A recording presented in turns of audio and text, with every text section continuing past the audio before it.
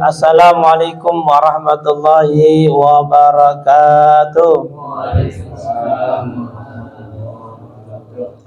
Bismillahirrahmanirrahim. Alhamdulillahil fatih lima ughliqa wal khatim lima sabaq wan nasiril haq bil haq wal hadi ila siratikal mustaqim wa ala alihi wa sahbihi haqqa qadrihi wa miqdarihil azim. Allahumma akhrijna min zulumatil wahmi wa akrim bin nuril fahmi wa abta alaina bi ma'rifatil ilmi wa ahsin ahlakana bil hilmi wasahil lana abwaba fadli wansur alaina min hazani rahmatika ya arhamar rahimin walhamdulillahi rabbil alamin. Al-Mukaramin, para guru yang saya hormati, Ketua Pengajian Bapak RT Asmawi beserta jajarannya, Bapak Subagio, Bapak Mansur, Bapak Haji Lili, Bapak Hasbullah, dan juga Bapak Samsurijal, dan juga para orang tua saya yang saya tersebutkan nama namun tidak mengurangi rasa hormat dan mahabbah saya, Sahibul Bait, Bapak Jumani beserta keluarga besarnya, anak mantunya, khususnya Bang Andre. Mudah-mudahan jadi keluarga sakinah, mawaddah warahmah, sehat selalu, dilindungi Allah Subhanahu wa taala, anak-anaknya dijadikan anak-anak yang salihin dan salehah, dan juga jamaah Majelis Taklim Albani rahimakumullah.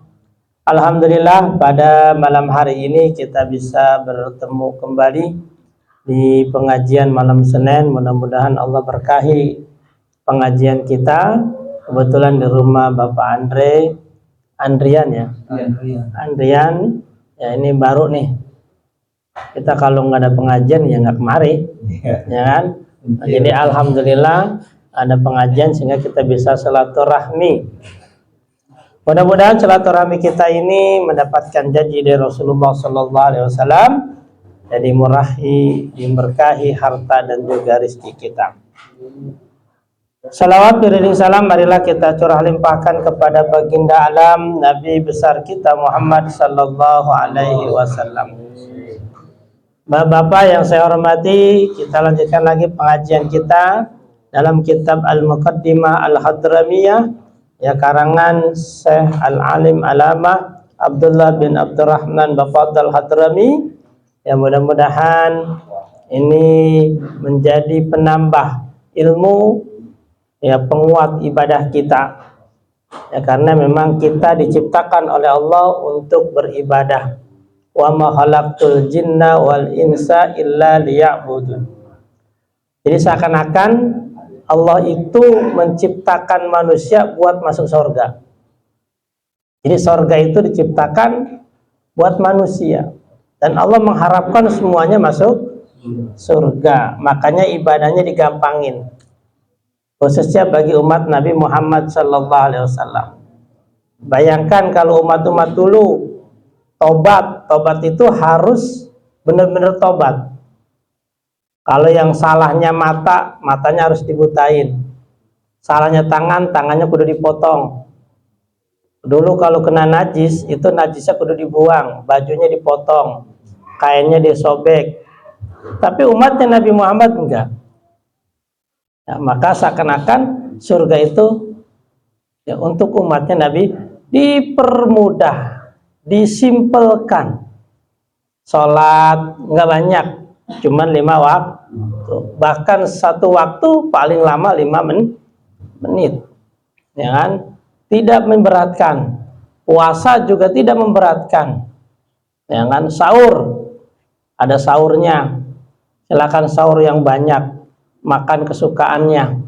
Habis sahur sholat subuh, tidur lagi, ntar bangun jam 1 tidur lagi, ya kan? Tahu-tahu udah maghrib. Enggak berat kok, gampang. Ya, gampang ibadah, ya, umat Nabi Muhammad sangat gampang. Cuman kita yang ngeberatinnya, ya. Jadi umat Nabi Muhammad itu luar biasa, Allah ciptakan untuk masuk surga, maka ibadahnya dipermudah. Nah, maka supaya ibadah kita tidak berat, maka harus belajar ilmunya. Nah, diantaranya adalah kita belajar kitab Al-Muqaddimah Al-Hadramiyah. Bismillahirrahmanirrahim. Qala al-mu'allif rahimakumullah wa nafa'ana bi ulumihi wa barakatihi. Amin. Kemarin sudah kita bahas tentang paslun, satu pasal fi salatin nafti, tentang salat-salat sunnah ya.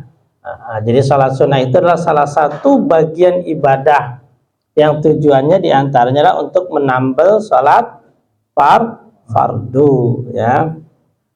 Jadi kalau sholat fardu kita kurang khusyuk, kurang bacaannya, ya tidak sempurna, maka nanti ada yang menambal, yaitu sholat sunnah. Itu gampang, ya kan? Apalagi perempuan, nggak sholat sunnah saja bisa masuk surga. Idza sholat khamsaha, ya. Kalau ada perempuan sholat cuma 5 waktu, wasamat syahraha, dan puasa Ramadan saja tanpa sholat sunat. Jadi sholat fardu tanpa sholat sunnah, puasa Ramadan tanpa puasa sunnah, terus taat sama suaminya, menjaga kehormatannya, dakhalatil jannah min ayyi babin, masuk surga dari pintu mana saja. Tuh, perempuan paling gampang masuk surga, cuman sholat 5 waktu tanpa sholat sunnah, puasa Ramadan tanpa puasa sunnah, taat sama suami, menjaga kehormatannya, udah masuk surga lewat pintu mana? Gampang kan? Perempuan tuh. Tapi yang laki, ya itu yang laki nih. Bagi yang laki harus ditambah dengan sholat sunnah. Kenapa? Karena di situ tidak ada taat kepada suaminya, istrinya harus menjadi suami yang baik. Justru si suami itu bebannya lebih besar. Kenapa? Harus menanggung dosa istri. Maka suami harus bisa ngajarin istri. Kalau enggak, disuruh ngaji istrinya. Kalau istrinya udah ngaji, udah diajarin, masih berbuat salah juga, ya nggak salah suaminya. Tapi kalau udah diajarin sama suaminya, udah disuruh ngaji juga, jangan, istrinya masih salah juga, ya berarti yang salah istri. Tapi kalau nggak diajarin, nggak disuruh ngaji, si istri berbuat salah, yang nanggung adalah suaminya. Yang menanggung suaminya. Makanya jangan heran, kenapa sih gua ibadah rajin, tapi rezeki seret, urusan gagal mulu. Nah, ada kaitannya dengan ibadah. Bisa jadi ibadah kita, bisa jadi ibadah istri kita, ya. Jadi ada kaitannya. Jadi efek samping maksiat selain nanti disediakan neraka, tapi juga efek sampingnya adalah ya dunia, ya dunia. Tidak harmonis, banyak masalah, karena ibadahnya, ya kan? Kan ada hadis, ya kan, dalam satu hadis dikatakan, kalau hidupmu mengalami kesulitan, maka introspeksilah sholatmu. Mungkin sholatmu tidak benar, maka hidupnya selalu mengalami kesulitan, kesempitan, ya. Tuh, maka diintrospeksi. Jadi apa yang kita lakukan yang berbau maksiat itu bisa jadi berdampak kepada kesulitan hidup di dunia, ya. Itu baru DP-nya, ya. Maka terus memperbaiki ibadah kita. Yang pertama apa kemarin? Sholat sunat. Yang paling utama adalah Idul Adha, Idul Fitri dan Idul Adha. Ini sholat sunat yang paling utama, karena setahun sekali. Yang kedua kemarin adalah gerhana matahari, dan yang ketiga gerhana bulan. Yang keempat summal istisqa, salat istisqa, salat minta hujan, gitu ya. Yang kelima witru, baru salat witir, ya. Witir itu artinya ganjil. Makanya di sini jumlahnya paling sedikit 1, paling banyak 11. Yang keenam, ya waktunya witir itu adalah setelah sholat isya, sebelum datangnya subuh. Terus yang keenam ya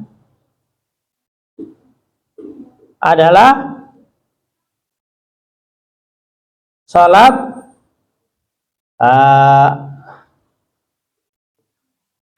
qobliyah, yatlu witra fadilah ya, qobliyah juhur ya, rakatani qabla zuhri, qobliyah juhur atau qobliyah Jumat, wa ba'daha dan juga setelahnya juhur. Nah, jadi utama salat sunnah yang keenam yang utama adalah qobliyah juhur dan ba'diyah juhur atau ba'diyah atau qobliyah Jumat atau ba'diyah Jumat. Yang ke-8 rakaat ba'dal maghrib, ba'diyah maghrib. Nah, itu ba'diyah maghrib.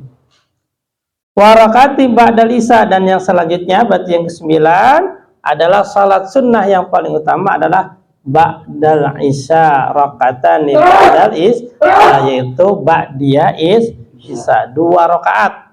2 rakaat tuh. Summa kemudian berarti yang ke-12 urutan yang paling utama salat summa tarawih. Nah, tarawih baru nih tarawih. Fahiyya fil fasli ba'da ma dzukira wa in fa'alat jama'atan lil muwatibati sallallahu alaihi wasallam. Jadi salat tarawih itu adalah salat sunnah yang dianjurkan yang ke-12, yang artinya tarawih itu adalah istirahat ya. Jadi istirahat itu artinya istirahat. Wahia ligeri min bil Madinah isruna rakaatan. Salat tarawih itu jumlahnya berapa? Nah, itu jumlahnya 20 rakaat di Madinah. Berarti di Mekah tidak 20 ya. Kapan? Kulla lailatin min Ramadan, dilaksanakannya setiap malam di bulan Ramadan ya. Nabi itu melaksanakannya, annahu sallallahu alaihi wasallam shalla tarawih lailatain aw salasan ya, fasalluha ma'ahu summa takhiru ya. Nabi itu dulu pertama kali sholatnya itu ya malam kedua ya, malam pertama, kedua, ketiga ya. Nah kesononya enggak ya, ditanya sama sahabat kenapa ya, karena aku takut sholat ini dijadikan sholat wajib ya. Nah, makanya nabinya sholatnya di rumah, jadi bukan sholat di masjid ya. Itu kenapa di Mekah tidak salatnya 20 rakaat? Karena pada saat itu pertama faktor keimanan, orang Mekah imannya belum kuat, makanya Nabi sholatnya sedikit 8 rakaat. Kalau seandainya Nabi sholatnya 20 rakaat menjadi beban. Islam itu capek ya kan, Islam kenapa sholatnya banyak ya. Makanya Nabi sholatnya 8 rakaat, sisanya di mana? Di rumah ya tuh.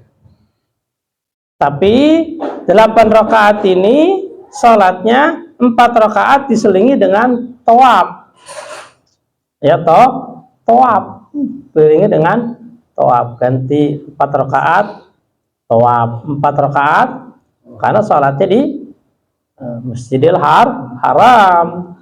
Nah orang Madinah iri ya kan, masa sih kita ibadah tarawih cuma 8 rakaat, orang Mekah 8 rakaat diselingin dengan tawaf, dapat pahalanya tambahan. Lah kita apa tambahnya? Makanya dibanyakin ya, 4 rakaat dibarengi dengan salat sunnah lagi ya.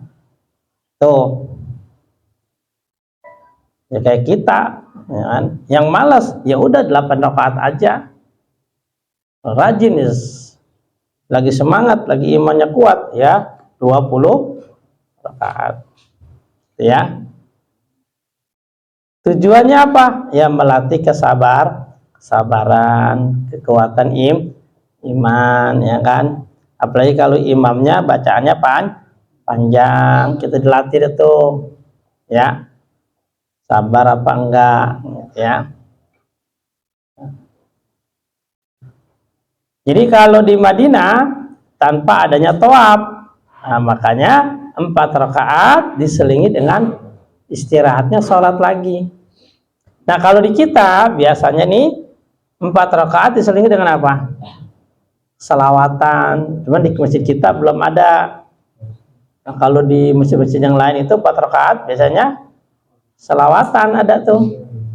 Nah, ya, ada selawatannya tuh. 4 rakaat salawat, entar 4 rakaat diselingi dengan baca salawat, ya. Jadi istirahat, sambil istirahat baca salawat. Kalau di Madinah, di Mekah sambil istirahat dia tawaf, ya. Kalau di Madinah istirahatnya sholat, ya. Itu jadi intinya sholat tarawih itu adalah sholat sunnah yang luar biasa, dikerjakan boleh berjamaah, boleh sendiri. Ya kenapa? Kalau kita sholatnya pakai surahnya dari An-Nas sampai At-Takasur, ya. Pertama itu surah pendek, ayatnya bebas, seharusnya bebas, cuman ulama supaya gampang menghitung rakaat. Jadi berurutan, orang saat ini baca surah At-Takasur, ya kan berarti selesai tuh.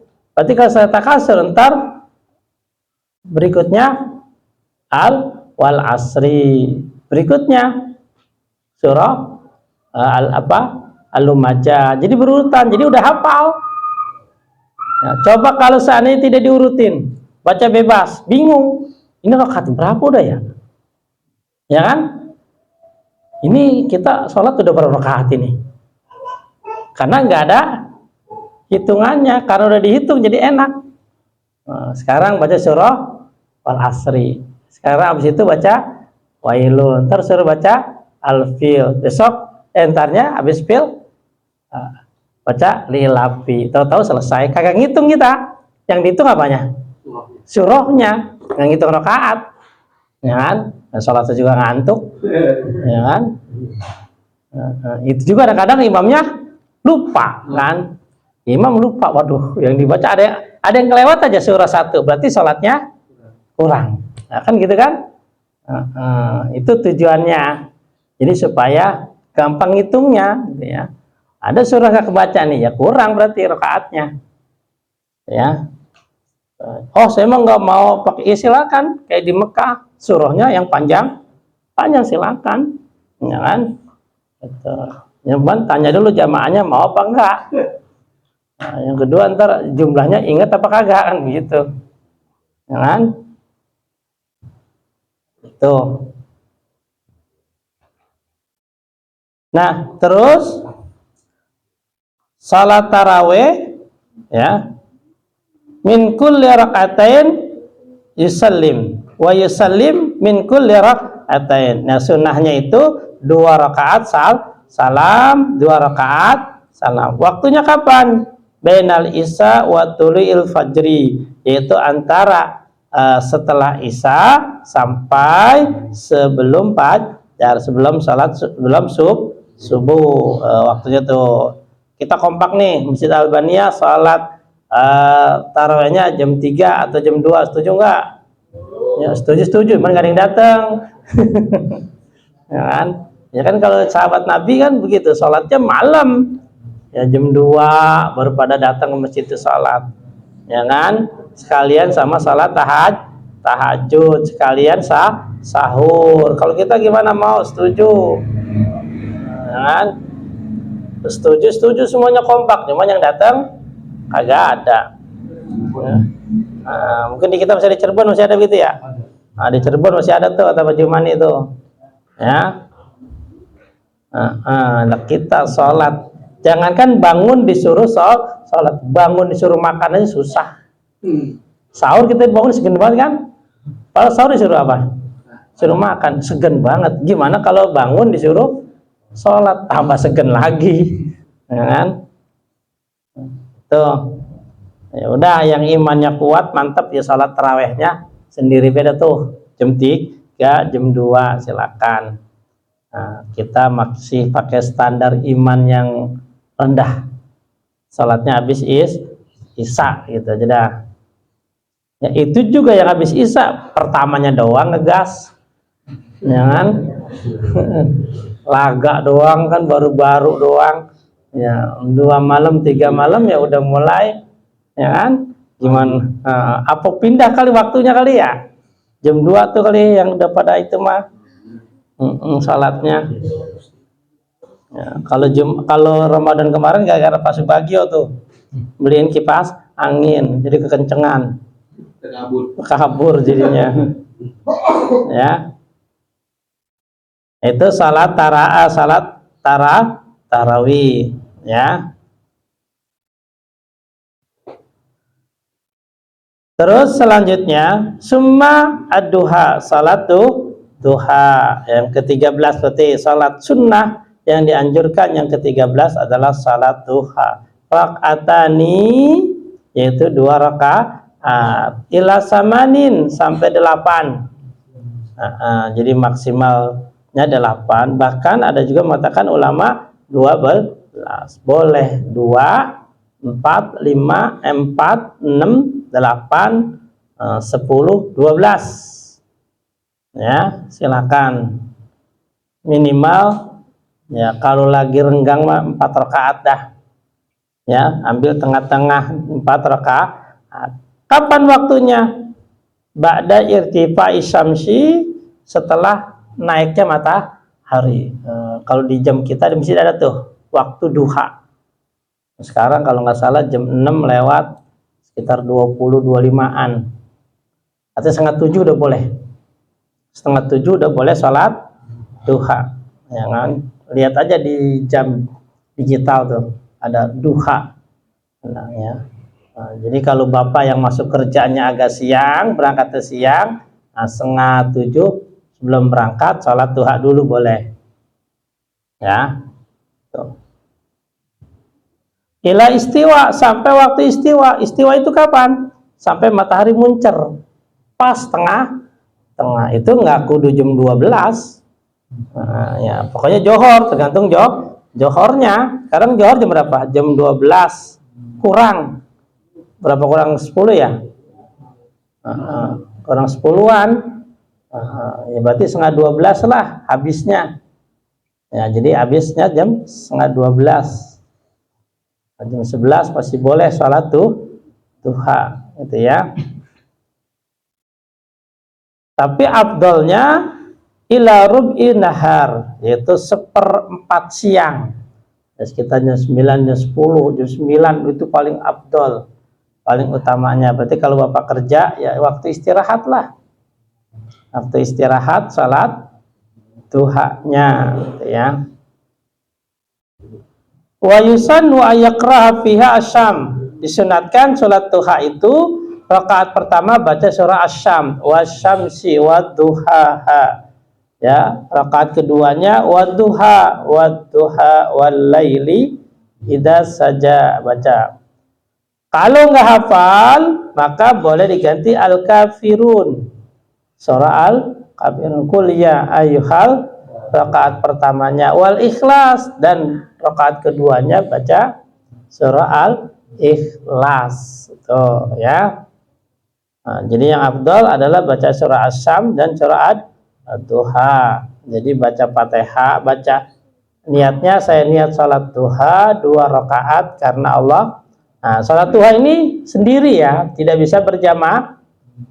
Kalau di sekolahan ada, di sekolah itu berjamaah tuh, niatnya bukan niat jamaah, niatnya masing-masing, persis kayak sholat tasbih yang kita lakukan. Sholatnya kan sendiri-sendiri, tapi dikerjakannya secara bersama-sama saja gitu, tapi niatnya sendiri ya. Sama dengan sholat duha yang dikerjakan di sekolah-sekolah bareng-bareng, itu tetap ya siswanya niatnya sendiri, imam juga niat sendiri gitu ya. Cuman dikerjakannya secara bersama-sama ya. Jadi sendiri-sendiri dikerjakannya. Ya, tujuannya apa salat duha itu? Ya, kata Nabi, wahai anak Adam, jangan kau malas, kerjakanlah salat di awal petang, awal pagi, yaitu salat duha, maka aku akan mencukupi kebutuhanmu. Ya, artinya Allah akan memenuhi kebutuhan kita pada hari ini kalau kita kerjakan salat duha, ya kan? Nah, ada juga yang mengatakan salat duha itu adalah mempermudah rezeki kita, ya. Tuh. Maka kalau kita pengen rezekinya gampang, mudah, maka istiqomahkan salat tuh. Ya, rezeki itu kan tidak hanya duit. Anak sehat, rezeki, ya kan? Istri soleha, rezeki. Tetangga baik, rezeki juga, ya kan? Kita rajin ke masjid, rezeki. Kita semangat ngaji, rezeki juga. Jadi rezeki itu tidak hanya berupa uang. Hati tenang, hati damai, itu rezeki luar biasa, ya kan? Nah, jadi kalau kita rajin sholat duha, tapi kok dagang rugi mulu, tapi keluarga kita sehat, ya mungkin ke situ.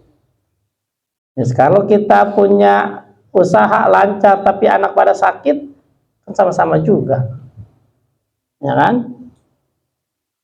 Nah, jadi Allah yang maha tahu, yang mengatur rezeki kita.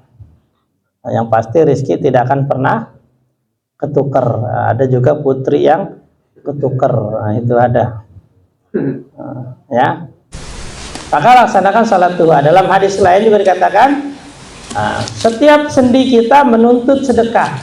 Nah, jadi dalam tubuh kita ini ada 360 sendi yang harus satu sendi minta satu hari satu sedekah. Berarti sehari minimal kita sedekah 360 kali untuk memenuhi kebutuhan sendi-sendi kita.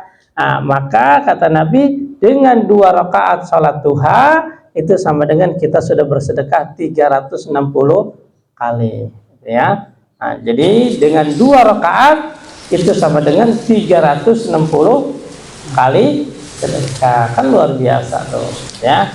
Nah, maka jangan pernah kita tinggalkan. Nabi sendiri tidak pernah meninggalkan salat duha, ya. Selamat datang Bapak Ketua kita. Ya, nonton Persija dulu kali, enggak? Ya. Jadi biasakan dawamin. Kalau kita sibuk, amanatin sama istri. Gua susah, nggak ada kesempatan buat sholat duha. Nah, lu yang di rumah yang nggak ngapa-ngapain sholat duha, itu tadi kan. Jadi dampak ibadah bisa jadi mempengaruhi kelancaran rezeki kita, kemudahan hidup kita. Itu ya. Ya ibna Adam, tafarrag li ibadati mal adrika gina. Wahai manusia, fokus ibadah padaku akan kupenuhi semua kebutuhanmu. Kata itu, wahai manusia, fokus ibadah kepadaku maka akan kupenuhi semua kebutuhanmu. Jadi kalau kita fokus ibadah, maka semua keinginan kita Allah penuhi. Kenapa? Kita karyawannya Allah. Kalau kita fokus kepada kerjaan perintah Allah, maka semua kebutuhan kita Allah yang amin. Maka perintahkan kepada istri kita, saya nggak sempat salat duha, maka istri ya salat duha. Ya kan doanya udah pada hafal kan? Allahumma inna duha duhaika wal baha wal jamala jamaluka wal quwwata quwwatuka wal qudrata qudratuka. Allahumma in kana fi rizqi bisama'i fa'anjilhu, ya Allah, kalau rezeki masih di langit, rezekiku ini turunin. Kalau masih ke dalam bumi, angkat. Keluarin. Kalau yang jauh suruh deketin.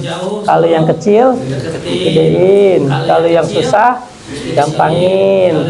Kalau yang haram suciin, halalin, kan begitu doanya. Jadi setiap hari minta begitu tuh. Ya Allah, turunin rezeki kita yang di langit, yang di bumi keluarin ya Allah, yang jauh deketin, yang kecil gedein. Ya kan? Kita doa, istri kita doa anak kita, doa masa nggak ada dikabulin sih? Nah, hari ini nggak dikabulin semua, besok baca lagi, ya kan? Itu ya. Jadi efek sampingnya salat duha itu selain juga taat kepada Allah dan Rasulnya, juga mempermudah rezeki kita. Salat duha. Nah, kalau hari Jumat free sampai ajan, sebelum ajan kita boleh salat duha. Sebelum ajan kita boleh salat duha.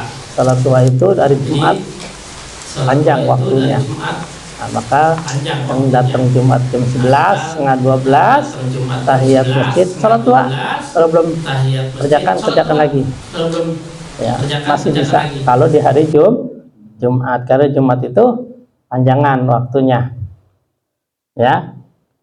Summa ba'da duha rakatain ikhram. Nah, setelah itu barulah yang ke-14 salat sunat adalah salat 2 rakaat ihram. Nah, ini buat orang yang mau umroh maupun haji. Jadi sebelum pakai ihram salat sun. Nah, jadi salat sunat itu ada 2. Ada yang sebabnya duluan, ada yang sebabnya belakangan. Kalau yang duluan mana? Nah, kayak tadi tuh salat misalkan gerhana, kan gerhana dulu baru sholat, ya kan? Terus apalagi tahiyatul masjid, nanti masuk masjid dulu baru sholat, ya kan? Nah, terus apalagi duha, waktu duha dulu baru masuk sholat. Tapi kalau ihram, sholat dulu baru ihram, ya kan gitu. Jadi sebabnya belakangan kali ini. Jadi ada yang sebabnya duluan, ada yang sebabnya belakangan. Kalau yang belakangan ihram. Jadi jangan ihram dulu baru sholat. Dia enggak. Sholat dulu baru ihram. Ya. Namanya sebabnya belakangan. Kalau sholat mayat, mati dulu baru sholat. Jangan belum mati udah di sholat, ini sebabnya. Dia sebabnya belakangan, ya. Jangan duluan, orang belum mati udah disolatin, kan? Itu. Jadi salat ikhram. Terus tawaf sama, ya, 2 rakaat sebelum tawaf. Itu salat sunnah, sebabnya belakangan. Jadi sebelum tawaf salat dulu, ya kan? Nah, mudah-mudahan kita bisa melaksanakan ihram dan juga tawaf, semuanya pergi bareng-bareng nih, satu pesawat. Pulang pergi selamat berkah, ya. Terutama bagi yang belum, ya. Pemberan panitia maulid nanti katanya, subhanallah, nyawa satu pesawat. Kalau perlu turunnya di sini di Sutet lapangan, jadi biar kita nggak ke bandara. Ya, mudah-mudahan berkah, bermanfaat. Kita doakan Pak Jumani biar sehat panjang umur, ya, anak-anaknya, cucu-cucunya sehat panjang umur, keluarganya sakinah mawaddah rahmah, anak-anaknya salihin dan salehah, dimurahkan rezekinya, kita jadi hadir semuanya, biar Allah jaga kesehatan kita. Yang sakit, yang sedang kurang sehat, biar Allah angkat penyakitnya, Allah beri kesabaran buat yang sakit dan juga yang buat perawatnya. Yang punya masalah biar Allah kasih solusinya, yang punya hutang bagi berlunas hutangnya, yang punya hajat biar Allah kabulkan hajat keinginannya, yang sedang usaha biar Allah akan mudahkan usahanya, diberikan rezeki yang banyak, yang halal, yang berkah. Dan juga kampung kita, negara kita, biar Allah jaga dari segala musibah, bencana, penyakit, khususnya kemarau. Biar Allah turunkan hujan yang bermanfaat buat kita semuanya. Pengajian kita biar tetap istiqamah, dijauhkan daripada fitnah, dan juga kegiatan kita nanti yaitu maulid biar berjalan lancar. Al-Fatihah. A'udzubillahi minasyaitonirrajim. Bismillahirrahmanirrahim. Alhamdulillahirabbil alamin arrahmanir rahim maliki yaumiddin iyyaka na'budu wa iyyaka nasta'in ihdinas siratal mustaqim siratal ladzina an'amta 'alaihim ghairil maghdubi 'alaihim waladdallin amin. Dan sekian, mohon maaf, wabillahi taufiq wal hidayah. Assalamualaikum warahmatullahi wabarakatuh.